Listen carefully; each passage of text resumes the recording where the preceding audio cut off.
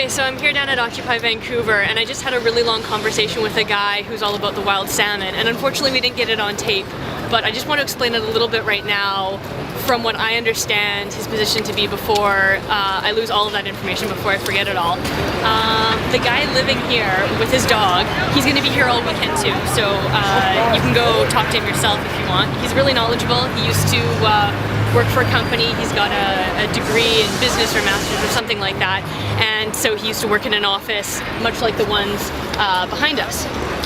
But what he told me is that he finally decided that it was unnatural to be in a box, to be in a cubicle, to not have the freedom to be creative, to make creative decisions, and so he wanted to get back to the land. He wanted to get back to a natural system, and he started getting involved with wild salmon because that's where his family historically lives off the land.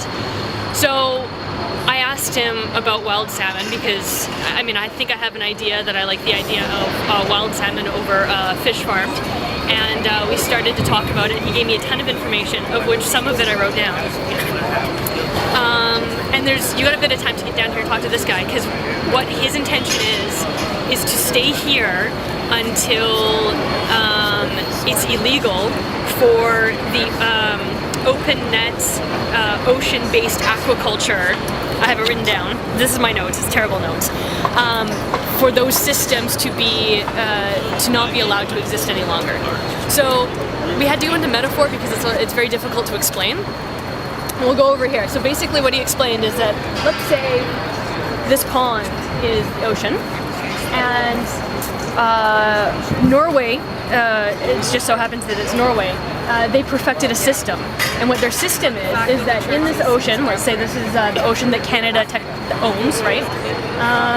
They build a net around the bottom of the ocean, and it goes up about 40 feet. And there's fish inside it, and the fish that are inside it on the Pacific coast are actually fish from their Atlantic salmon. And the reason why they're Atlantic salmon is because they have a shorter lifespan. So the Pacific salmon take 4 years to go live, come back and spawn, and that's when we collect them, harvest them. Whereas the Atlantic salmon has got a 18-month life cycle. And they're also, they don't fight as much. So whereas if you put coho or Pacific salmon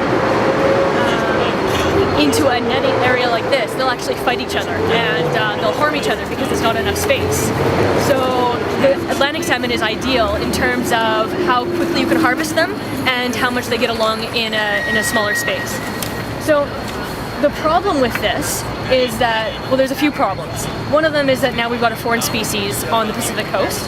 The second problem is that the food that they throw into this closed system that doesn't get eaten falls to the ground, and it builds up, the feces of the fish builds up, and you've got a dead zone on the ground. And another problem is that if there is disease, and there is disease because they're close-knit quarters, so the fish get disease. Now that's kind of all right for the fish farms because they feed these fish pharmaceuticals. So they do all right. The problem is because the nets are open, there are other fish swimming around, the wild salmon, and they get disease, and they're not fed the pharmaceuticals the same way that the fish are in this net. So now these these open nets fisheries are spreading disease, and it's getting into the wild stocks. So apparently just on Monday there was a hearing in Vancouver, and it was found that Pacific coast of Canada is doing a terrible job in terms of how much disease is getting out on the Pacific coast. And right now apparently Washington State and Alaska State is deciding whether or not to sue the Canadian government for properly managing the west coast of Canada. So, you know, as a libertarian, you go, okay, well, what's the solution? How can we fix this? It turns out there's actually a lot of different ways, and a lot of them are things that the wild salmon movement is actually advocating, because it turns out that the system that Norway, and it just so happens to be Norway because they're efficient at what they're doing, what they're doing in the ocean can actually be done on land. They've got a typical net in the ocean is 55,000 hectares or thereabouts, and you can actually do that on land, and it would become a closed system. So it takes. I asked him about this. I asked him in terms of price-wise, if you do it on land, is it cheaper than doing it in the ocean? And he thought by far yes, because you don't have to ship out all of your all the electricity, everything that it requires to build this farm in the ocean. You could actually do it cheaper on land. So I thought, okay, great. Well, there's a great market-based solution. Whatever they're doing, you can just start doing it on land, promote it as salmon, not wild salmon, but salmon that doesn't have a huge ecological footprint. So they actually have a multi-pronged approach, these guys who are advocating wild salmon. Now, they're doing it as a closed system on land is what they want to do. Apparently they're doing it in Campbell River and they're doing it somewhere else. And what I asked them is, if you can actually do this closed system on land, why can't you do the closed system in the ocean? And he said, yes, again, of course you can, but they're just not doing it. Now, the reason I pointed out to him why these corporations, Norway in particular, are allowed to do what they do is because they don't actually own the land. And sorry, guys. no worries. Yeah, are you gonna go here? We're gonna move it back, obviously. All right. It's just we're clearing space to put it in. We'll go back to the tent here. So the reason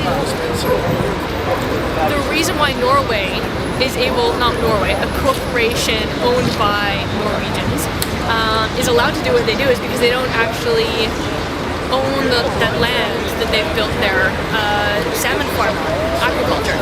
And if they had to go outright and buy the land, just like any building here buys the land, they have an incentive to keep that land clean. So he was against that because in his mind, private property is not the model that they want to go after. They want for everyone to own everything.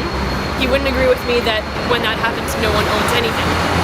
So his solution is a community-based. They've got something like 3,600 volunteers that go in and put their time into building these what would you want to call that? Ethical farms. And so I tried to get to talk to him about if these companies were forced to own their land, then they wouldn't pollute it, or at the very least they'd have an incentive to clean it up. But he seemed not to disagree with me so much, but that's not where he wants to go with it. Where he wants to go with it is that you clean it up because that's the right thing to do. Anyways, he has my email address and hopefully he gets back to me with a few other links. There seems to be a lot going on, not just with the fish on land, but also in the ocean. And it seems like it's going to be. Apparently, just this idea came out on Monday. This inquiry came out on Monday, and already it's gone to 300 news stations around the world. So it's a hot topic around the world for aquaculture fanatics who follow these things. There you go.